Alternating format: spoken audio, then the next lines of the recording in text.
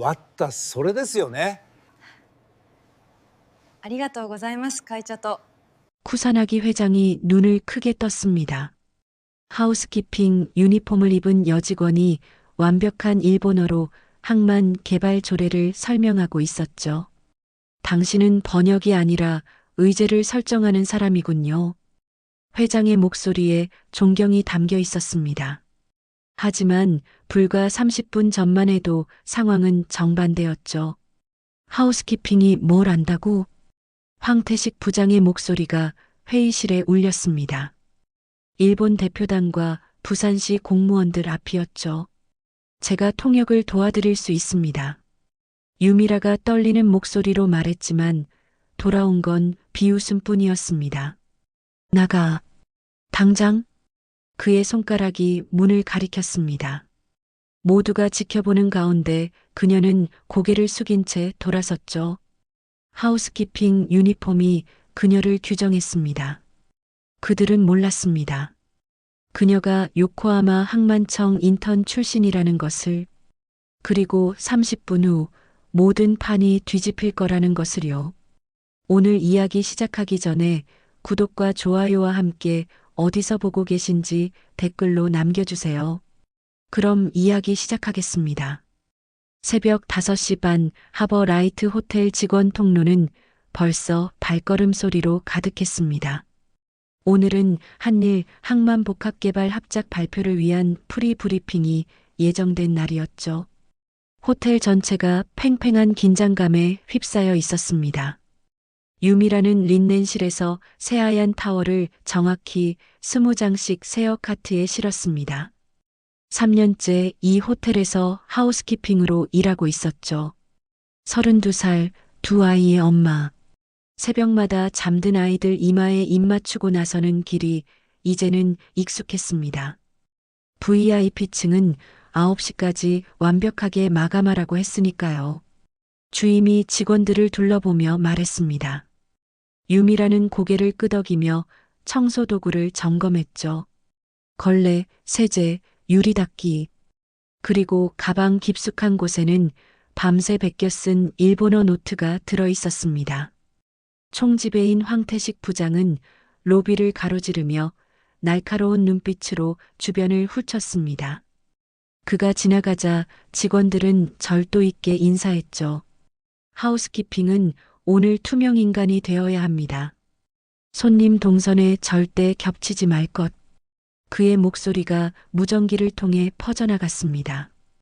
유미라는 서비스 엘리베이터 안에서 그 말을 들으며 조용히 숨을 고르냈죠. 부산항이 내려다 보이는 스위트룸. 유미라는 능숙한 손놀림으로 침구를 정리했습니다. 창밖으로는 아침 해가 바다를 황금빛으로 물들이고 있었죠. 그녀는 잠시 손을 멈추고 그 풍경을 바라봤습니다. 저 바다 건너 일본 기업들이 곧 들어올 거라고 했죠. 새로운 일자리, 새로운 기회들이 생긴다고요. 가방 속 일본어 노트가 무겁게 느껴졌습니다. 매일 밤 인터넷 강의를 들으며 한 글자씩 적어 내려간 문장들. 아이들이 잠든 후 부엌 테이블에 앉아 중얼거리며 외운 인사말들이었죠. 옆 객실에서 숨가쁜 발소리가 들렸습니다. 동료 진숙이었죠. 부산시청 실무진이 벌써 도착했대요. 통역 담당자가 갑자기 못 온다고 난리래요. 유미라의 심장이 쿵 하고 뛰었습니다. 그녀는 창문에 비친 자신의 모습을 봤죠. 하우스키핑 유니폼을 입은 평범한 아줌마. 하지만 가방 속에는 밤새 준비한 항만개발 관련 일본어 용어집이 들어 있었습니다. 우연히 복도에서 주운 리포트를 보고 베껴 적은 것들이었죠. 9시가 가까워졌습니다. VIP층은 곧 일본 대표단으로 가득 찰 것입니다. 유미라는 마지막으로 객실을 둘러보고 문을 나섰죠. 복도 끝에서 황 부장이 초조한 표정으로 전화 통화를 하고 있었습니다. 통역이 없으면 어떻게 하란 말입니까? 유미라는 조용히 서비스 통로로 향했습니다. 보이지 말아야 했죠. 그것이 그녀에게 주어진 역할이었으니까요. 하지만 가방 속 노트가 계속 그녀를 부르는 것 같았습니다. 10시 정각, 호텔 정문에 검은색 세단 3대가 멈춰 섰습니다. 일본 대표단이 도착한 것이었죠. 가장 먼저 내린 사람은 쿠사나기 회장이었습니다. 60대 중반, 회색 정장을 단정하게 차려입은 그의 표정은 날카로웠죠. 뒤따라 비서진과 기술 담당 임원들이 내렸습니다. 황태식 부장이 로비 입구에서 깊게 인사했습니다. 그의 이마엔 벌써 땀방울이 맺혀 있었죠. 통역 담당자는 여전히 연락이 닿지 않았습니다. 부산시청 과장들도 초조한 표정으로 서 있었죠. 컨퍼런스룸으로 안내되는 동안 쿠사나기 회장은 한마디도 하지 않았습니다. 그저 매서운 눈빛으로 호텔 내부를 훑어볼 뿐이었죠. 황 부장은 주머니 속 휴대폰을 꺼내 번역 앱을 켰습니다. 최신 AI 번역 앱이라고 했죠. 이것만 있으면 충분할 거라고 스스로를 안심시켰습니다. 회의실 문이 닫히자 쿠사나기 회장이 입을 열었습니다. 유창한 일본어가 쏟아져 나왔죠. 항만 배후단지의 용적률은 몇 %까지 가능합니까? 그리고 위험물 보관시설의 소방 안전 기준은 일본 규정과 호환됩니까? 황 부장이 급히 휴대폰에 대고 속삭였습니다. 번역 앱이 기계음으로 답을 내놓았죠. 문어와 오징어의 세율은 20%입니다. 화재 시 물고기를 대피시켜야 합니다. 회의실에 정적이 흘렀습니다. 쿠사나기 회장의 눈썹이 올라갔죠. 옆에 앉은 일본 임원들이 서로 시선을 교환했습니다. 부산시청 공무원들은 무슨 일인지 파악하지 못한 채 황 부장만 바라봤죠. 다시 한번 말씀해 주시겠습니까? 쿠사나기 회장의 목소리가 차가워졌습니다. 황 부장의 손이 떨리기 시작했죠. 다시 번역 앱에 대고 말했지만 이번엔 더 엉뚱한 답이 나왔습니다. 낙지 보관은 금지입니다. 화장실은 3층에 있습니다. 일본 측 비서가 픽하고 웃음을 터뜨렸습니다. 쿠사나기 회장이 그를 날카롭게 쏘아봤죠. 그리고 천천히 일어섰습니다. 이것이 부산시의 준비 수준입니까? 그의 목소리는 낮았지만 회의실 전체를 얼어붙게 만들었습니다. 황 부장의 얼굴이 새빨갛게 달아올랐죠. 부산시청 과장이 급히 일어나 무언가 말하려 했지만 일본어를 할 수 없었습니다. 복도에서 이 광경을 지켜보던 유미라의 심장이 쿵쾅거렸습니다. 그녀는 유리문 너머로 보이는 혼란스러운 상황을 보며 주먹을 꽉 쥐었죠. 회의실 안 황 부장의 당황한 표정, 쿠사나기 회장의 싸늘한 눈빛, 어찌할 바 모르는 공무원들의 모습이 한눈에 들어왔습니다. 쿠사나기 회장이 서류 가방을 집어들었습니다. 떠날 준비를 하는 것이었죠. 시간 낭비였습니다. 우리는 울산항도 검토하고 있습니다. 그 말에 부산시청 과장의 얼굴이 하얗게 질렸습니다. 이 프로젝트는 부산 경제의 미래가 걸린 일이었죠. 황 부장이 다급히 무언가 말하려 했지만 번역 앱은 이미 신뢰를 잃은 뒤였습니다. 유미라는 청소 카트를 밀며 복도를 서성였습니다.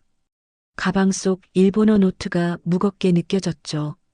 그녀는 용기를 내려다가도 다시 주춤했습니다. 하우스키핑이 회의에 끼어든다는 것. 그것은 상상할 수 없는 일이었죠. 하지만 회의실 문이 열리고 일본 대표단이 나오기 시작했습니다. 이대로라면 모든 게 끝날 것 같았죠. 회의실 문이 열렸습니다. 쿠사나기 회장이 성큼성큼 걸어 나왔죠. 그의 뒤를 일본 대표단이 따랐습니다. 복도에서 청소 카트를 정리하던 유미라의 귀에 회장의 목소리가 또렷하게 들렸습니다. 부산항의 배후단지 용적률이 300%라고 했는데 요코하마 미나토미라이처럼 상업시설 복합은 가능합니까? 그리고 위험물 안전관리법상 비급 인화물질 보관 시 격리 거리는 어떻게 됩니까? 유미라의 손이 멈췄습니다. 그녀의 얼굴이 굳어졌죠. 이 질문들 너무나 익숙했습니다. 10년 전 요코하마 항만공사에서 인턴으로 일할 때 정리했던 자료들이 머릿속에서 자동으로 떠올랐죠. 미나토미라이 지구의 개발 사례, 일본 소방법 기준, 한국과의 차이점까지. 황태식 부장이 쿠사나기 회장 옆으로 다가갔습니다. 번역 앱을 다시 켜려는 그의 손이 떨리고 있었죠. 유미라는 깊게 숨을 들이쉬었습니다. 그리고 한 걸음, 두 걸음 조심스럽게 다가갔죠. 부장님, 작은 목소리였지만 황 부장이 돌아봤습니다. 그의 눈에는 짜증이 가득했죠. 제가 도움을 드릴 수 있을 것 같은데요. 유미라가 용기를 내어 말했습니다. 황 부장의 눈썹이 치켜 올라갔죠. 뭐라고? 일본어를 할 수 있습니다. 그리고 항만 개발 관련 용어도 알고 있어요. 황 부장의 얼굴이 붉어졌습니다. 그는 유미라를 위아래로 훑어봤죠. 하우스키핑 유니폼, 고무장갑을 낀 손, 청소 카트. 그의 입꼬리가 비웃듯 올라갔습니다. 내 라인 넘지 마. 차가운 목소리였습니다. 유미라의 얼굴이 하얗게 질렸죠. 하지만 부장님, 지금 상황이. 내가 처리할 테니까 내일이나 해. 황 부장이 손으로 유미라를 밀쳐냈습니다. 그 순간 쿠사나기 회장이 이쪽을 바라봤죠. 무슨 일인가 하는 표정이었습니다. 황 부장이 급히 일본 대표단 쪽으로 돌아섰죠. 유미라는 제자리에 얼어붙은 채 서 있었습니다. 가방 속 노트가 무겁게 느껴졌죠. 10년 전 요코하마에서 밤새 정리했던 자료들, 한국에 돌아와서도 계속 공부했던 내용들이 모두 쓸모없는 것처럼 느껴졌습니다. 쿠사나기 회장이 비서에게 일본어로 지시했습니다. 파크 하야트 쪽에 연락해. 미팅 시간을 앞당기자고. 유미라는 그 말을 정확히 알아들었습니다. 경쟁 호텔로 가려는 것이었죠. 부산시청 과장의 얼굴이 새파랗게 질렸습니다. 하지만 그는 무슨 말인지 알아듣지 못했죠. 회장님, 잠시만요. 황 부장이 다급히 붙잡으려 했지만 쿠사나기 회장은 이미 엘리베이터 쪽으로 걸어가고 있었습니다. 일본 대표단이 줄지어 따라갔죠. 유미라는 청소 카트를 붙잡고 서 있었습니다. 그녀의 눈에 절박함이 어렸죠. 지금이라도 달려가서 통역을 자청하고 싶었습니다. 하지만 황 부장의 차가운 눈빛이 그녀를 못 박아 놓았죠. 유미라 씨, 주임이 다가왔습니다. 걱정스러운 표정이었죠. 왜 그래요? 무슨 일 있어요? 유미라가 고개를 저었습니다. 말할 수 없었죠. 자신이 일본어를 할 수 있다는 것, 과거에 요코하마에서 일했다는 것. 그것은 이 호텔에서 아무도 모르는 비밀이었습니다. 엘리베이터 문이 닫혔습니다. 일본 대표단이 사라졌죠. 황 부장이 부산시청 공무원들과 급히 대책회의를 하러 갔습니다. 복도엔 유미라만 홀로 남았죠. 그녀는 천천히 청소 카트를 밀며 비상계단으로 향했습니다. 아무도 없는 계단참에서 벽에 기대어 섰죠. 가방에서 일본어 노트를 꺼내 들었습니다. 빼곡히 적힌 글씨들이 흐릿하게 보였습니다. 눈물이 차올랐기 때문이었죠. 왜 난 늘 이 자리일까? 작은 혼잣말이 텅 빈 계단에 울렸습니다. 요코하마에서도 한국에 돌아와서도 그녀는 늘 보이지 않는 사람이었죠. 능력이 있어도 기회는 없었습니다. 하우스키핑 유니폼이 그녀를 규정했죠. 휴대폰이 울렸습니다. 황 부장의 문자였죠.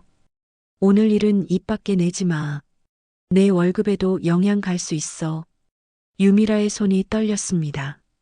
위협이었죠. 그녀는 휴대폰을 꾹 쥐었다가 다시 주머니에 넣었습니다. 창밖으로 부산항이 보였습니다. 컨테이너 크레인들이 분주히 움직이고 있었죠. 저 항구의 미래가 오늘 이 호텔에서 결정될 수도 있었는데 그녀는 아무것도 할 수 없었습니다. 발걸음 소리가 들렸습니다. 유미라는 급히 노트를 가방에 넣고 청소 카트를 밀었죠. 다시 투명 인간이 되어야 했습니다. 그것이 그녀에게 주어진 자리였으니까요. 회의실로 돌아온 황태식 부장의 얼굴은 땀으로 번들거렸습니다. 부산시청 과장들과 호텔 임원들이 둥그렇게 모여 있었죠. 쿠사나기 회장은 창가에 서서 부산항을 내려다보고 있었습니다. 그의 등이 말해주고 있었죠. 이미 마음이 떠났다고. 통역업체에 다시 연락해봤습니다. 1시간이면 도착한다고 하는데요. 마케팅 부장이 조심스럽게 말했습니다. 황 부장이 고개를 저었죠. 1시간은 너무 늦어. 이미 신뢰를 잃었잖아. 그럼 다음 주로 일정을 다시 잡는 건 어떻습니까? 부산시청 과장이 제안했습니다. 하지만 모두가 알고 있었죠. 한번 돌아선 투자자의 마음을 되돌리기는 어렵다는 것을. 복도에서 유미라는 유리문 너머 회의실을 바라보고 있었습니다. 손에는 걸레가 들려 있었지만 그녀의 시선은 안에서 벌어지는 상황에 고정되어 있었죠. 또다시 보이지 않는 노동자로 남을 것인가? 그 질문이 그녀를 흔들고 있었습니다. 쿠사나기 회장이 시계를 봤습니다. 그리고 비서에게 일본어로 말했죠. 5분만 더 기다린다. 그리고 나간다. 유미라는 그 말을 정확히 알아들었습니다. 심장이 미친 듯이 뛰었죠. 5분. 그것이 전부였습니다. 부산항의 미래가 달린 5분이었죠. 그녀는 청소 카트를 놓고 회의실 문으로 다가갔습니다. 손이 떨렸지만 문손잡이를 잡았죠. 그 순간 황 부장과 눈이 마주쳤습니다. 그의 얼굴이 순식간에 일그러졌죠. 문이 열리자 모든 시선이 유미라에게 쏠렸습니다. 하우스키핑 유니폼을 입은 그녀의 모습에 임원들이 당황했죠. 황 부장이 벌떡 일어났습니다. 지금 뭐 하는 거야? 그의 목소리가 회의실을 울렸습니다. 유미라가 한 걸음 더 들어왔죠. 제가 통역을 도와드릴 수 있습니다. 작지만 단호한 목소리였습니다. 황 부장의 얼굴이 붉게 달아올랐죠. 하우스키핑이 뭘 안다고? 그 말이 회의실에 울려 퍼졌습니다. 호텔 임원들이 코웃음을 쳤죠. 부산시청 과장도 고개를 저었습니다. 유미라의 뺨이 화끈거렸습니다. 모욕감이 온몸을 휩쓸고 지나갔죠. 나가. 당장. 황 부장이 손가락으로 문을 가리켰습니다. 그의 눈에는 경멸이 가득했죠. 유미라는 그 자리에 얼어붙었습니다. 시선들이 그녀를 찔렀죠. 동정도 아니고 호기심도 아닌 그저 귀찮은 것을 보는 눈빛들이었습니다. 들었잖아. 내 자리로 돌아가. 인사부장도 거들었습니다. 유미라의 다리가 떨리기 시작했죠. 그녀는 쿠사나기 회장을 봤습니다. 하지만 그는 이미 관심을 거둔 채 서류 가방을 정리하고 있었죠. 유미라가 돌아섰습니다. 걸음을 옮기는 것조차 힘들었죠. 회의실 문이 닫히는 소리가 그녀의 등 뒤에서 쿵 하고 울렸습니다. 복도에 홀로 남은 그녀는 벽을 짚고 섰죠. 하우스키핑이 뭘 안다고. 그 말이 계속 머릿속에서 울렸습니다.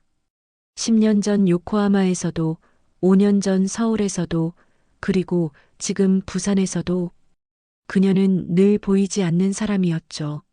학력도 경력도 능력도 모두 유니폼 아래 감춰진 채로 비상계단으로 들어간 유미라는 주저앉았습니다. 눈물이 쏟아졌죠. 서러움과 분노가 뒤섞여 가슴을 찢어 놓았습니다. 두 아이를 위해, 더 나은 삶을 위해 그렇게 공부했는데 매일 밤 일본어를 외우고 항만 개발 자료를 읽고 꿈을 꿨는데 엄마가 왜 이래야 하는 거야? 그녀의 울부짖음이 계단에 메아리 쳤습니다. 주먹으로 콘크리트 벽을 쳤죠. 아팠지만 가슴의 아픔보다는 나았습니다. 휴대폰이 울렸습니다. 큰아이의 학교에서 온 문자였죠.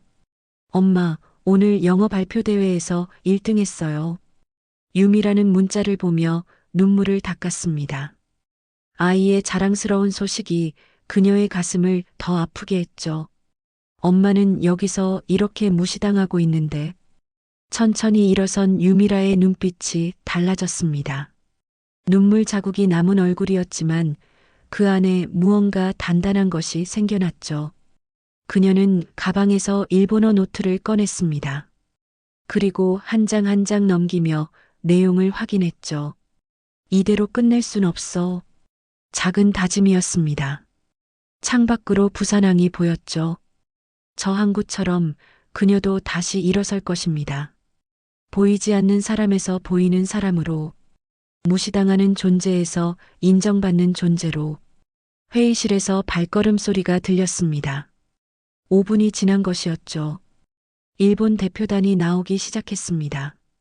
유미라는 계단 난간을 꽉 잡았습니다. 지금이 마지막 기회였죠. 그녀의 눈에 결연한 빛이 어렸습니다. 하우스키핑 유니폼을 입고 있었지만 그 안에 그녀는 더 이상 예전의 유미라가 아니었습니다. 계단 난간을 잡은 유미라의 눈앞에 10년 전 풍경이 겹쳐졌습니다. 요코하마 항만청의 유리 건물, 바다 냄새가 스며든 사무실, 그리고 처음 받았던 인턴 명찰이 떠올랐죠. 23세 그녀는 부산대 국제통상학과 3학년이었습니다. 요코하마 항만청 산학협력 인턴으로 선발되어 6개월을 그곳에서 보냈죠. 매일 새벽 5시에 일어나 일본어 신문을 읽고 항만 물류 데이터를 분석했습니다. 밤에는 미나토미라이 개발 사례를 정리했죠. 교토에서 열린 아시아 항만학회가 그녀의 인생 절정이었습니다. 항만관광 복합개발과 세제 혜택 연관성이라는 포스터로 신인상을 받았죠. 시상대에 서서 박수를 받던 그 순간 세상이 모두 그녀의 것 같았습니다. 미라야. 외할아버지의 목소리가 기억 속에서 울렸습니다. 영도 대평조선소에서 30년간 용접공으로 일하신 분이었죠. 거친 손으로 그녀의 머리를 쓰다듬으며 말씀하셨습니다. 현장은 언어보다 먼저 움직인다. 기술을 가진 사람은 어디서든 필요해. 할아버지는 도면 하나로 외국 기술자들과 소통했습니다. 말이 통하지 않아도 용접 기술 하나로 인정받았죠. 그 모습이 어린 유미라에게는 영웅이었습니다. 하지만 현실은 달랐습니다. 대학 졸업 직전 아버지의 사업이 무너졌죠. 학자금 대출 4천만 원이 그녀의 발목을 잡았습니다. 대기업 입사 대신 당장 돈이 되는 일을 찾아야 했죠. 그리고 코로나가 터졌습니다. 모든 채용이 멈췄고 그녀의 커리어도 함께 멈췄죠. 결혼하고 아이를 낳고 호텔 하우스키핑으로 일하면서도 그녀는 공부를 멈추지 않았습니다. 항만 개발 뉴스를 읽고 일본 경제지를 구독했죠. 하지만 누구도 유니폼 입은 그녀의 실력을 알아주지 않았습니다. 유미라는 가슴 주머니에서 명찰을 꺼냈습니다. 하우스키핑 유미라라고 적힌 플라스틱 명찰이었죠. 그녀는 그것을 손에 꼭 쥐었습니다. 10년 전 요코하마에서 받았던 인턴 명찰도 이런 플라스틱이었습니다. 하지만 그때는 자랑스러웠죠. 지금 이 명찰은 그녀를 가두는 감옥 같았습니다. 회의실에서 발걸음 소리가 가까워졌습니다. 일본 대표단이 완전히 철수하는 소리였죠. 유미라의 손에서 명찰이 바스락거렸습니다. 너무 세게 쥐어서였죠. 이 순간을 놓치면 평생 후회한다. 그녀의 입에서 작은 다짐이 흘러나왔습니다. 할아버지가 용접 마스크를 벗으며 보여주던 그 단단한 눈빛이 지금 그녀의 눈에 어렸죠. 교토학회장의 박수 소리가 귓가에 울렸습니다. 그때의 그녀는 빛났었죠. 그 빛이 완전히 사라진 건 아니었습니다. 유니폼 아래 숨어 있을 뿐이었죠. 엘리베이터 문이 닫히려는 순간이었습니다. 유미라가 복도로 뛰어나왔죠. 그녀의 목소리가 호텔 로비에 울려 퍼졌습니다. 쿠사나기 회장님, 부산시 해양관광특구 조례 제17조 사망을 아십니까? 완벽한 도쿄 억양의 일본어였습니다. 엘리베이터 문이 열린 채 멈췄죠. 쿠사나기 회장이 천천히 돌아섰습니다. 그의 눈에 처음으로 관심이 어렸죠. 유미라가 한 걸음씩 다가왔습니다. 하우스키핑 유니폼은 그대로였지만 그녀의 자세는 달랐죠. 곧은 허리, 또렷한 눈빛, 확신에 찬 목소리였습니다. 신설된 해양관광특구는 복합개발 시 용적률을 400%까지 허용합니다. 단 소방법 시행령 별표 5에 따른 피난 동선을 이중으로 확보해야 하죠. 일본 건축기준법 시행령 123조와 유사하지만 한국은 수평 피난거리가 50m로 더 유리합니다. 회의실에서 황태식 부장이 뛰어나왔습니다. 그의 얼굴이 새빨갛게 달아올라 있었죠. 하지만 쿠사나기 회장이 손을 들어 제지했습니다. 회장이 칸사이 사투리를 섞어 말했습니다. 일부러 어렵게 테스트하는 것이었죠. 그래서 뭐 어쩌자는 건데. 항만 배후단지 위험물 안전거리는 어떻게 되는데? 유미라는 흔들림 없이 답했습니다. 위험물안전관리법 시행규칙 별표 3의 2 비급 인화성 물질 기준 격리거리는 30m입니다. 요코하마의 40m보다 완화되어 있죠. 대신 자동 소화 설비 설치 시 거리를 반으로 단축 가능합니다. 쿠사나기 회장의 비서가 태블릿으로 급히 확인했습니다. 맞는 정보였죠. 회장의 표정이 미묘하게 변했습니다. 유미라가 이어서 말했습니다. 부산 북항의 장점은 수변 연계 동선입니다. 영도대교에서 자갈치 시장까지 이어지는 베리어 프리 보행로가 완성되면 고령 관광객 접근성이 후쿠오카보다 우수해집니다. 그녀는 가방에서 접힌 종이를 꺼냈습니다. 직접 그린 도면이었죠. QR 결제 시스템도 마찬가지입니다. 페이페이와 카카오페이 연동이 내년 2월부터 시작됩니다. 부산시가 트랜짓 관광객용 원스톱 결제를 준비 중이죠. 크루즈 하선 후 4시간 체류 관광객이 주 타겟입니다. 회의실에 있던 부산시청 과장의 입이 벌어졌습니다. 그들도 모르는 세부 계획까지 알고 있었던 것이죠. 유미라가 밤마다 시청 홈페이지와 일본 관광청 자료를 대조하며 분석한 내용이었습니다.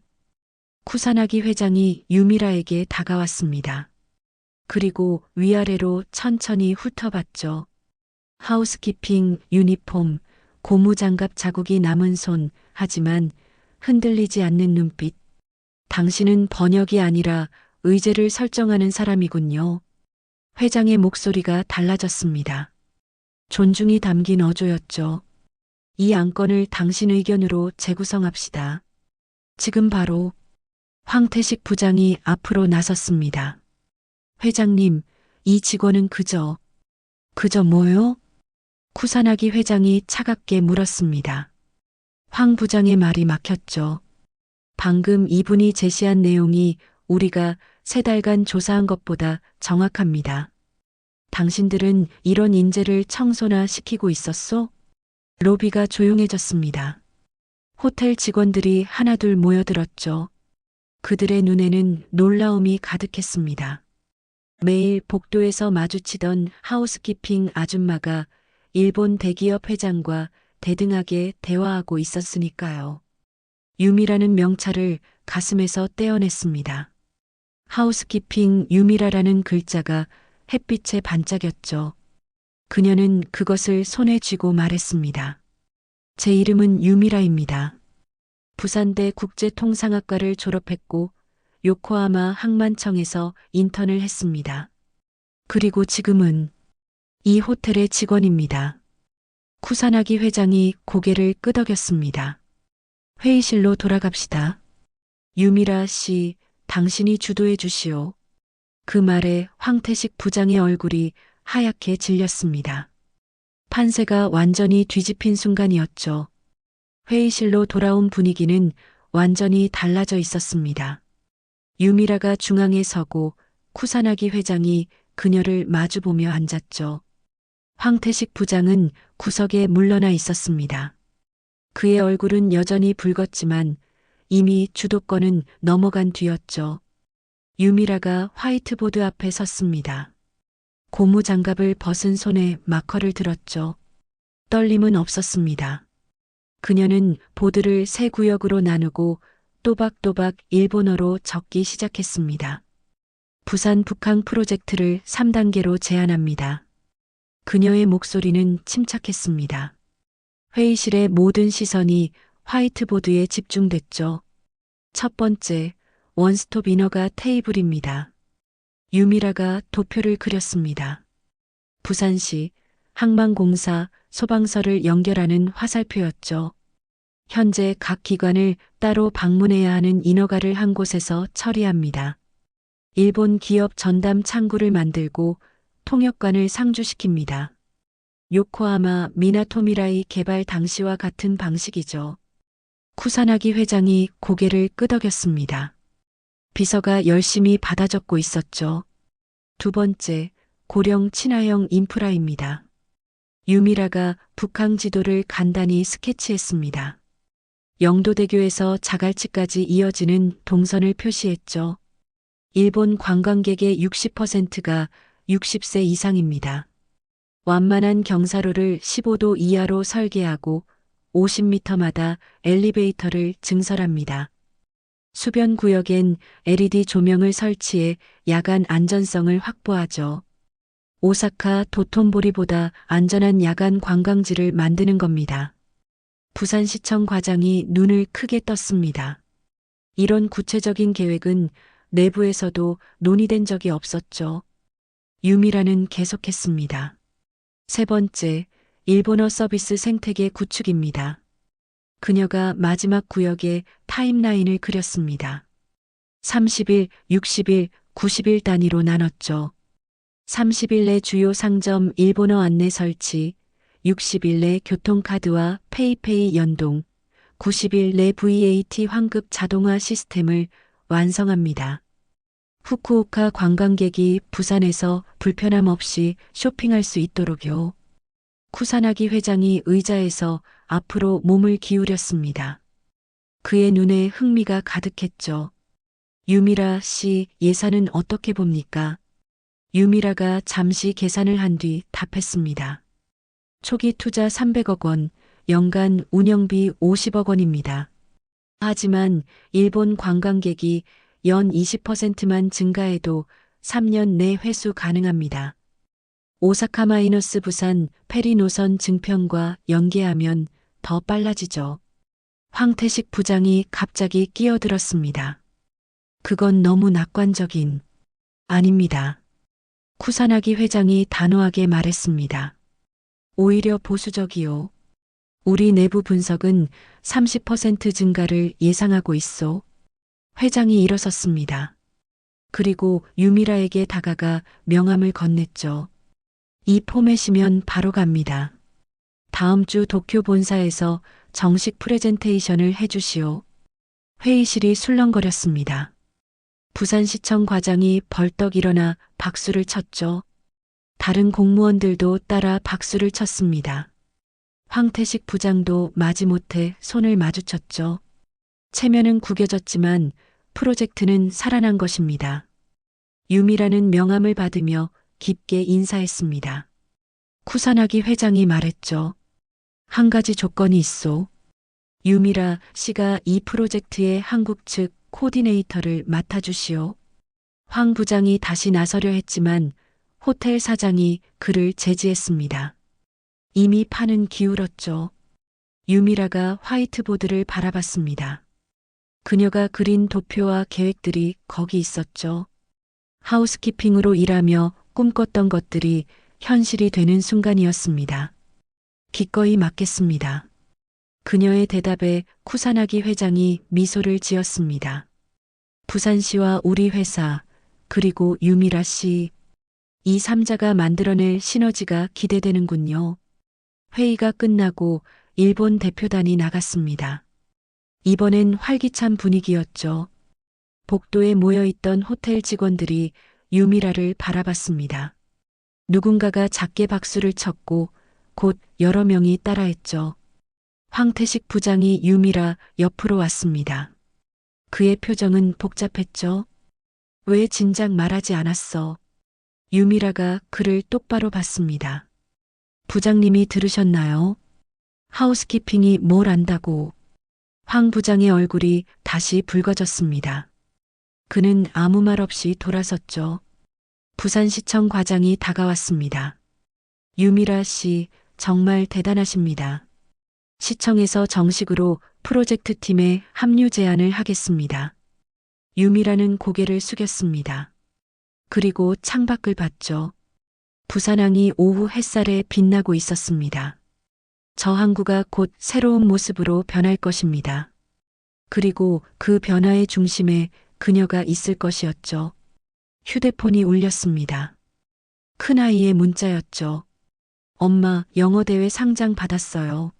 엄마도 좋은 일 있었으면 좋겠어요. 유미라는 미소를 지었습니다. 그리고 답장을 보냈죠. 엄마도 오늘 상장 받았단다.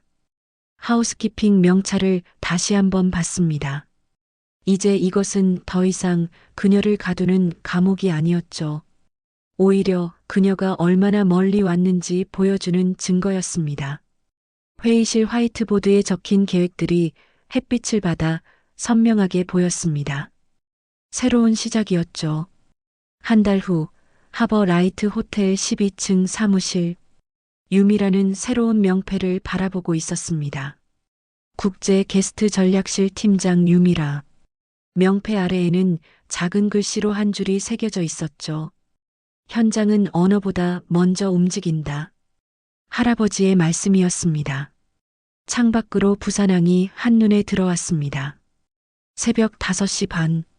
예전과 같은 시간에 일어났지만 이제는 다른 일을 하고 있었죠. 노트북을 열고 부산 마이너스 요코하마 직항 노선 브리핑 자료를 확인했습니다. 다음 주 취항식에서 그녀가 일본어로 발표할 내용이었죠. 호텔은 완전히 달라져 있었습니다. 유미라 사건 이후 전사 설문조사를 실시했죠. 놀라운 결과가 나왔습니다. 직원의 42%가 숨겨진 언어 능력이나 자격증을 보유하고 있었던 것이죠. 중국어 가능한 주차관리원, 프로그래밍을 할 줄 아는 룸서비스 직원, 회계사 자격증을 가진 린넨실 담당자까지 7명이 직무를 전환했고 3명이 승진했습니다. 호텔 조직도는 현장 역량 중심으로 완전히 개편됐죠. 이제 누구든 자신의 능력을 드러낼 수 있는 기회가 열렸습니다. 노크 소리가 들렸습니다. 황태식 부장이 들어왔죠. 그의 표정은 한 달 전과 달랐습니다. 유미라 팀장님, 오늘 발표 자료 검토 부탁드립니다. 정중한 말투였습니다. 그는 다음 주 공식 행사에서 과거의 실수를 인정하고 재교육 계획을 발표할 예정이었죠. 처음엔 자존심 때문에 힘들어했지만 이제는 진심으로 변화를 받아들이고 있었습니다. 유미라가 일어나 창가로 걸어갔습니다. 동이 트기 시작했죠. 부산항에 정박한 배들이 하나둘 불을 켜고 있었습니다. 그중 하나는 요코하마로 향할 페리였죠. 휴대폰이 울렸습니다. 큰아이의 메시지였습니다. 엄마, 오늘 학교에서 엄마 얘기 발표해도 돼요?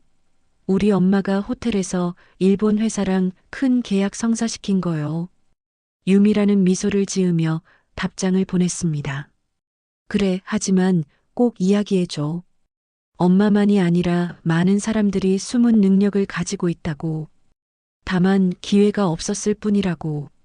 그녀는 브리핑 자료를 펼쳤습니다. 일본어로 리허설을 시작했죠. 부산과 요코하마를 잇는 이 항로는 단순한 뱃길이 아닙니다. 보이지 않던 가능성을 연결하는 다리입니다. 목소리에 확신이 담겨 있었습니다. 유미라는 잠시 말을 멈추고 생각했죠. 한 달 전 비상계단에서 울던 자신을, 하우스키핑 유니폼 속에 숨어 있던 자신을, 아래층 로비가 보였습니다. 하우스키핑 직원들이 새벽 청소를 시작하고 있었죠. 그들 중 누군가도 숨겨진 재능을 가지고 있을 것입니다. 이제 그들에게도 기회가 올 것이었죠. 유미라는 다시 리허설을 이어갔습니다. 보이지 않던 사람들이 보이면 조직이 보입니다. 조직이 보이면 도시가 보입니다. 그리고 도시가 보이면 미래가 보입니다. 태양이 완전히 떠올랐습니다. 부산항이 황금빛으로 물들었죠. 컨테이너 크레인들이 활기차게 움직이기 시작했습니다. 새로운 하루, 새로운 시작이었습니다. 사무실 문이 열렸습니다. 새로 승진한 직원들이 하나둘 들어왔죠. 모두 숨은 인재였던 사람들이었습니다. 그들의 눈에는 유미라와 같은 빛이 있었죠. 희망과 자신감의 빛이었습니다. 유미라가 그들을 보며 말했습니다. 오늘도 열심히 일해봅시다. 우리가 보이는 사람이 되었으니 더 많은 사람을 보이게 만들어야죠. 모두가 고개를 끄덕였습니다. 하버 라이트 호텔은 이제 다른 곳이 되었죠. 보이지 않던 사람들이 보이는 호텔, 숨은 가치를 찾아내는 호텔이 된 것입니다. 여러분 주변에도 유미라 같은 분들이 있을 거예요. 능력은 있지만 기회가 없어서, 자격은 있지만 편견 때문에 빛을 보지 못하는 사람들이요. 우리가 서로를 진짜로 보는 순간 세상은 변합니다. 보이지 않던 가능성이 보이고 숨겨진 가치가 드러나죠. 오늘 하루 누군가의 숨은 능력을 발견해주는 사람이 되어보는 건 어떨까요? 그럼 지금까지 한국 드라마 스토리였습니다. 구독, 좋아요 눌러주세요. 감사합니다.